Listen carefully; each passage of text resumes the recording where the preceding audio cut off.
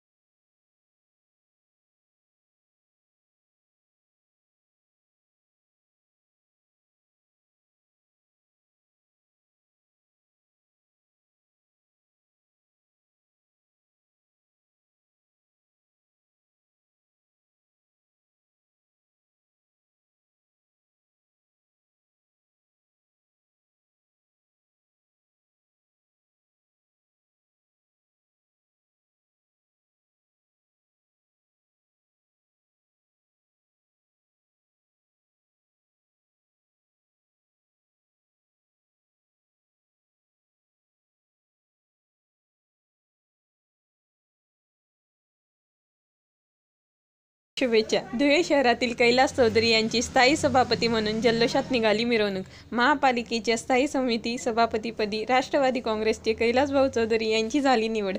त्यांनी भारतीय जनता पक्ष व शिवसेनेचा उमेदवार वालीवेंद्र मंडोरे यांचा पराभव करून कैलास चौधरी यांना 13 मते तर मंडोरे यांना केवळ 3 मते मिळाली. निवडीनंतर राष्ट्रवादी काँग्रेसतर्फे नवनिर्वाचित कैलास चौधरी सभापती यांची भव्य दिव्य अशी मिरवणूक काढण्यात आली. माननीय जिल्हाधिकारी दिलीप पांढरपट्टे अध्यक्षस्थानी होते. यावेळी उपजिल्हाधिकारी